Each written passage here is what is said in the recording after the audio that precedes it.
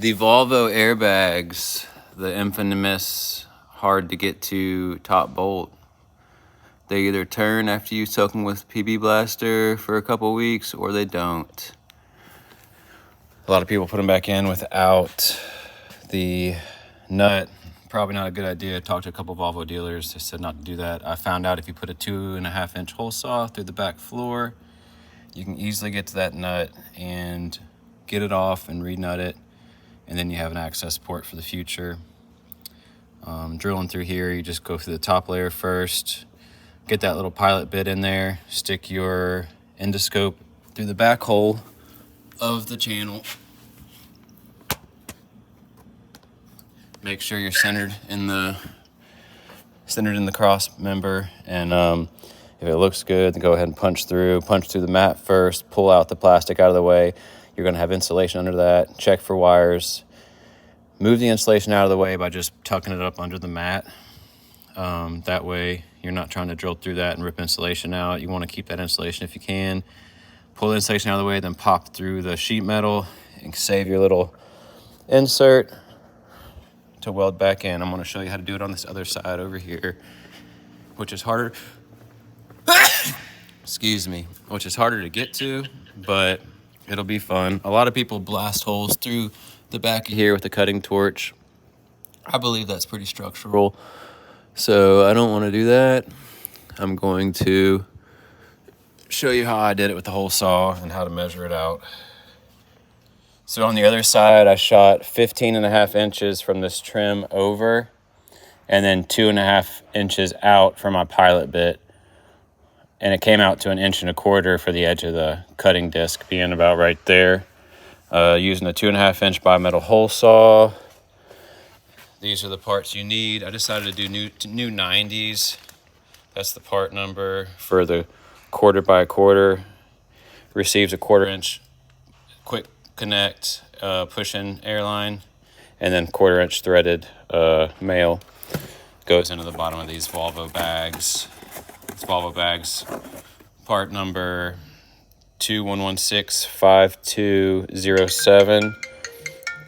This is a 2004 V&L, and then this little snap ring. Reuse that. I did cut it off the original bag by using a Sawzall. Cut right below it. Then you can just pop this right off. Use a socket to put it back on fully. The thread for these bags is M10. 1.5 thread pitch. I don't know if you saw this, but yeah, use the socket to push that back on fully after you get it started.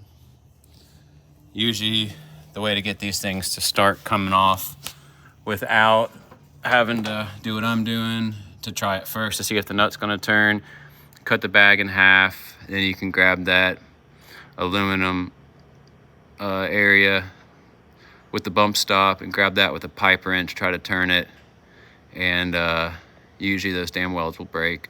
They say you can soak them with a blaster for a few weeks, and so 20% chance they're going to turn off of there.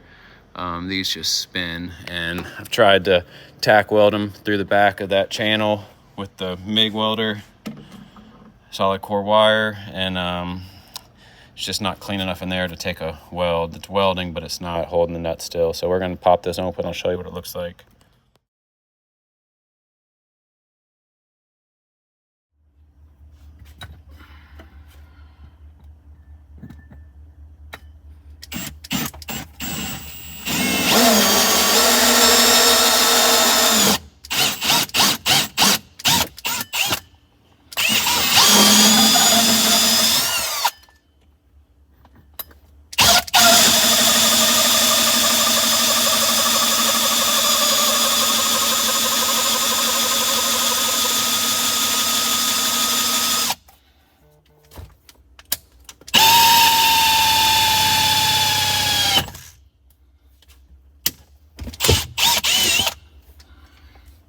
Well, there's no insulation on this side, so that's kind of cool.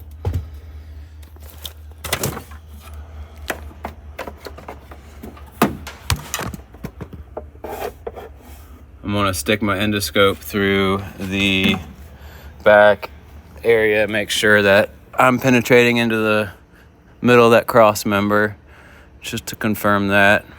Nice thing about using the whole saw, and haven't seen anyone else do this, is you can easily put this plug back in there to dress it up again. And I use a sealant called Shoe Goo. It's available at Walmart. It's cheap, but it's some of the strongest glue I've found that's a little bit flexible, good for gluing rubber stuff. It's cheap and it's very strong. It's for gluing soles of shoes back onto the shoe, and so they're pretty strong stuff.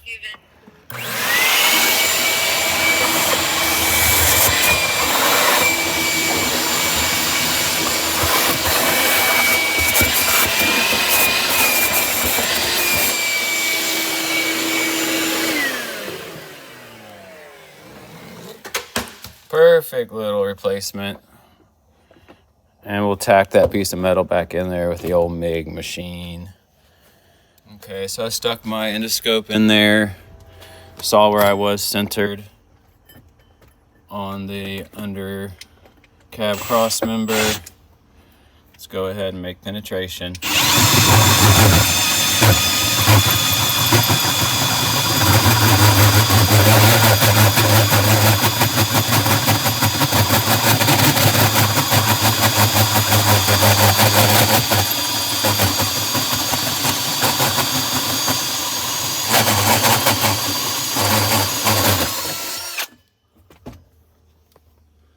Stand by, folks. This is getting a little hard with one hand.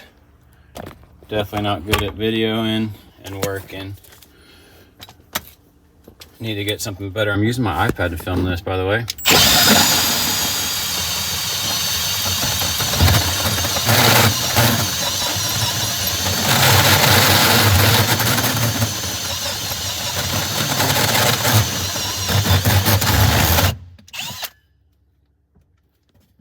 Oh, looks like it fell right down in the hole.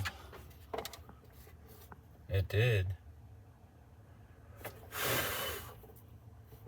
And that's the nut cert that is spinning right there. You could tack it with the welder up here, but I'm probably just gonna cut it off from the bottom, push it through. I'll try to hold it with a pair of vice grips. Famous last words, and probably won't work, so I'll probably cut it off from the bottom with the Sawzall in between the frame and the bag. If you don't have enough of a gap to get a Sawzall blade in there, you're gonna have to use a cutoff wheel and chip away at that bump stop I showed you.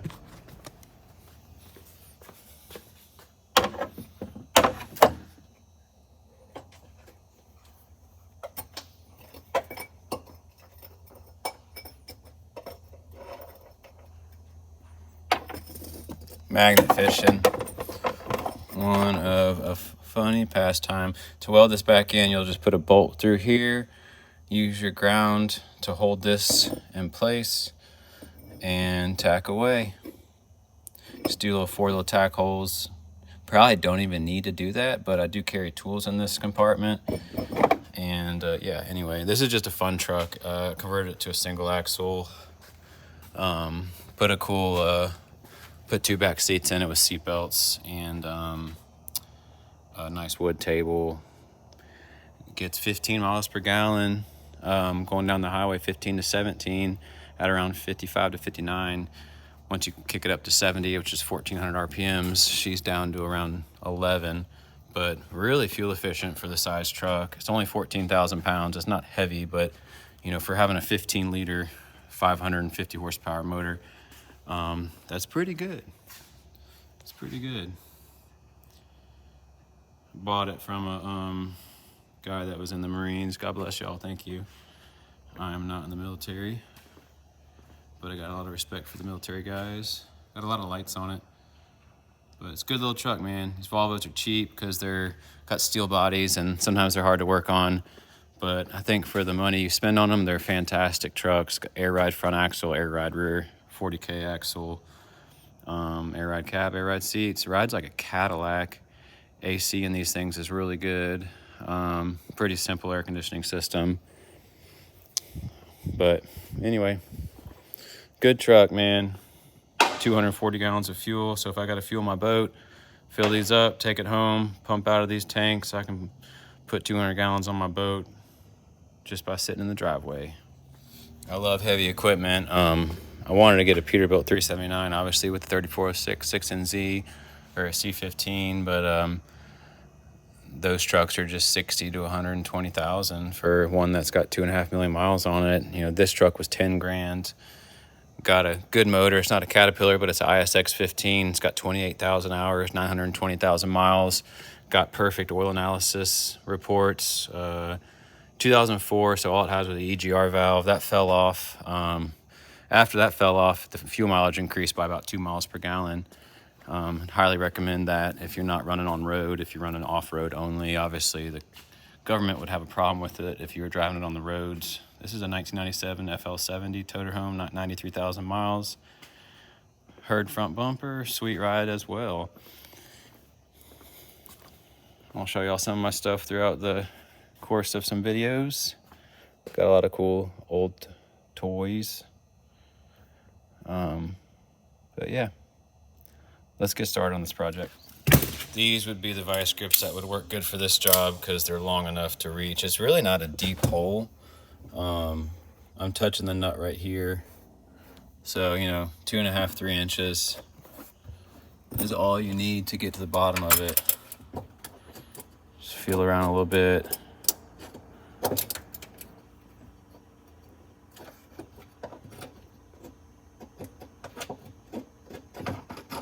If the AC ever does go out in this truck, I'm going to do a cool video on doing a micro split. They got these teeny little mini splits, so I'll set it right here next to this toolbox. I might move the toolbox over and put it on the other side and pipe it to the back of the cab. But put a back window in there too. That was a really nice touch. Adds a lot of light to the cab. My son loves riding back there. He's 3. Thinking about deleting these and putting some glass in there, but they do open up both ways, so it's real nice for venting. But I'm going to paint the whole thing here soon.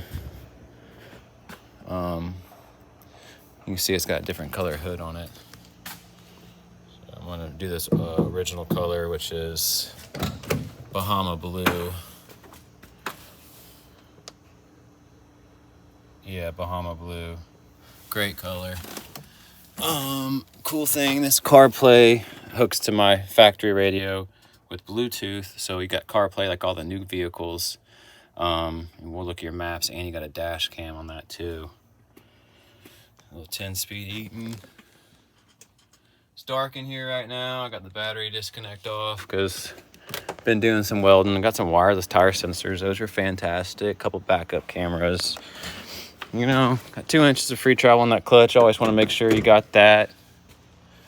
You know, it's just a darn good truck. You know, it used to be owned by Metals USA, obviously. And it's got a dirty idle in California. Wonder what that's about. It's on there. All right, so just a little update. I stuck my Dremel in there and cut about 3/4 of the way through that bolt, and the Dremel got really hot and didn't want to keep running. I had to do that because I could not fit the Sawzall blade through the gap between the body and the bag. But now I can, because I was able, once I got it real hot with the Dremel and cut about halfway through. You know, a man, he needs to struggle a little bit to release those good male endorphins. So did that, went through about 2 blades. Finally, it got real hot. That thing shut down. So I ended up using these. Got up in the box and put one of my bigger vice grips on there. Got it to turning good. So now it's loose enough I can cut it off with the Sawzall. But just want to give y'all an update. It's fun around here. All right, by golly, folks, now we're cooking with gas. You can see the Dremel actually made it a pretty good way through that bolt. It's impressive, that little thing. And then after that, it was hot enough. I grabbed it with a vice grip, was able to get it to turn out. Gave up on that endeavor because it was being time consuming. And I cut the rest of the way off with the old Sawzall. So we got a nice, good access for our new nut and bag. I'm also gonna put a new line on here for the air. I'm getting close to finishing this project up and turning the key and putting some air in the system. I did notice, you know, that measurement I gave you, I'm kind of close to the edge of the beam. So you could have gone over another 1/4 inch, maybe a 1/2 inch and been good. That's a pretty wide channel in there. I would have gone probably about 16 inches over, or 16 inches over from the edge. Let me check.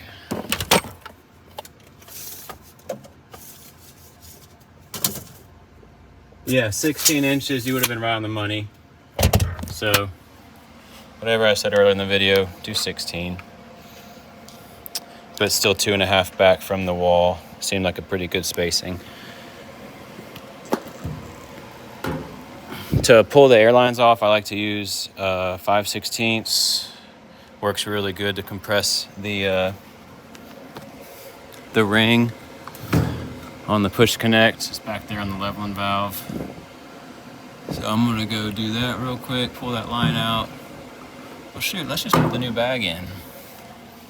Start by putting the bottom in first. Let's get better lighting. It's my first informational YouTube video, so please excuse me on the quality. Bottom in first, then compress the bag. Get the top, feed the top in. And then we're in. And we'll just loosely put one of my flange nuts on there. Locks onto the metal like that. They say you just turn them in hand tight. I'm gonna give it a couple wraps with this, just a few little knocks. We should put anti-seize on the threads. I would do that if I were you. I'm not, because I didn't do that on the other side. But let me get this started. It's a 15 millimeter. Just get it in there finger tight, because once we screw on the fitting, we still want to be able to, we don't want to over tighten the fitting to get the position right. So we're going to get the fitting on there, and then we're going to give it just a knock with the hammer, the air hammer. Stand by, folks. All right, ladies and gentlemen, I forgot you do put the little lock washer on there first. Then you thread in the fitting, get it tight, then position the bag where you want it. Run your new lines. You don't have to run new lines, but if you're going to the trouble of this, I would. I had a really bad air leak, couldn't figure out what it was coming from. I'll show you what it was when I show you the bags, but now that it's where I want it, I'm gonna give it just a little knock with this little electric impact to make sure it doesn't spin when I do that.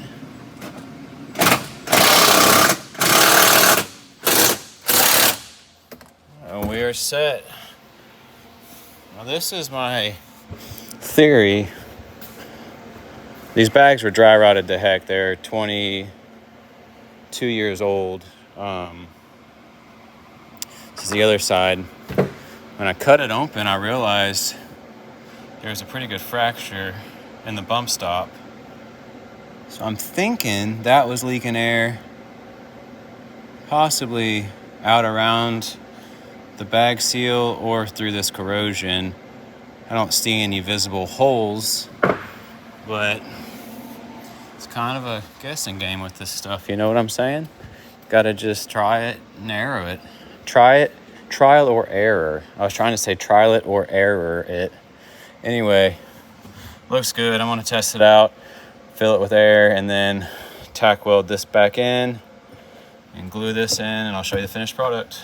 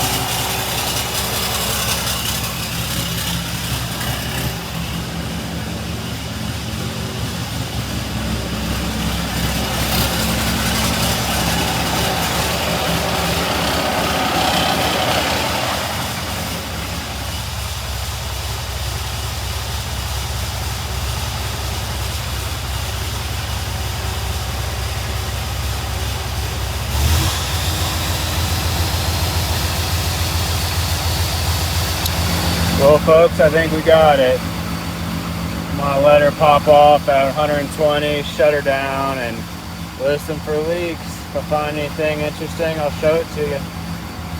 Thanks for watching my first video where I do a lot of talking. Beautiful day down here in Pensacola, Florida. Love those blue skies. So folks, we are holding air over here better than the Hindenburg. I'll tell you that much. Let me show you these old bags. They were past their prime, that is for sure. Look at that rattling. You know, so don't let me catch you running down the road with stuff like that. Only I can do that. And I'll tell you, it's not a good idea. And remember, you gotta wear your safety glasses when you're doing stuff like this. Or better than what I had. Wear your hearing protection when you're making a lot of noise. And protect your lungs when you're grinding stuff and making a bunch of stuff airborne. You only get one set of these things, and life's enjoyable when you take care of yourself. More enjoyable. Now, this is a cool little thing I made. This is a 2 5/16 coupler with a 2-inch receiver in it. You may say, why would you do something like that? Well, I have a Warren winch that goes into your 2-inch receiver. This truck's got 3-inch receivers, but that's beside the point. I got a 2 5/16 gooseneck ball. That receiver will clip onto here and make it into a 2-inch box receiver. That way I can put my Warren winch into here, and I can winch dead vehicles onto my trailer. I also have this Anderson connector to make the Warren winch hook up really easy. And when you get one of those, you can get a 30-foot set of jumper cables. This stuff's all a calamity over here. I'm sorry about that. We're still gonna have to patch this hole and give you a final shout on how it's looking. Let me get this old welder over here, and we're gonna make her look real good. It's one of the best welders for, you know, medium stuff. The 135 Lincoln.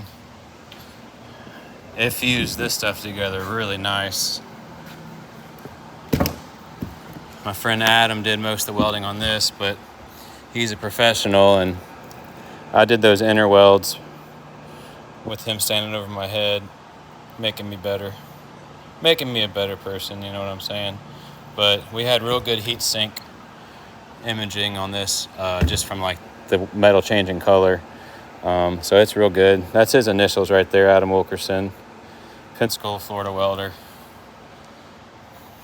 But thank y'all so much for watching. I'll show you a video after we get the floor patched up and go from there.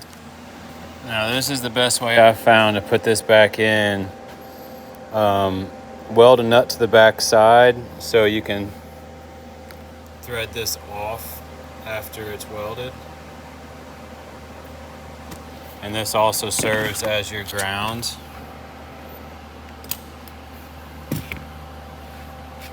And you just hold her back in place, tack around it, a few spots. Make sure you got a bottle of water to stop the fire, and seal her up. All right, y'all, my 3-year-old could have welded better than this. I'm very embarrassed to even show this, but yeah, I couldn't see what I was doing. The fumes were killing me, and anyway, it's solid. I'm gonna unscrew the old stud, still threaded. You know, I had 2 little beads of penetration. I was trying just to give it 4 little tacks, but there was too much of a gap on that one side. I didn't clean the paint off. The fumes are horrendous. Good thing it's not too hot anymore. So, show you how this will just pop right in, and I'll put some shoe goo on it. The only reason for the shoe goo is just it's freaking awesome. Like, it's great little epoxy. You know, that's all. You know, now you got an inspection port. But, you know, I'm real embarrassed to show that welding on social media. but it is what it is.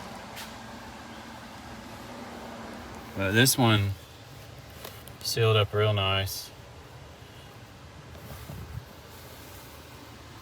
That shoe goo is just super strong. You're gonna have to take my word for it. It's like probably $7 at most, and sounds weirdly weird calling it shoe goo, but a good friend of mine in St. Louis told me about it, Matt, and it's awesome. It's like the strongest. It's like that Gorilla Glue construction adhesive on steroids. But yeah, thank y'all so much for watching.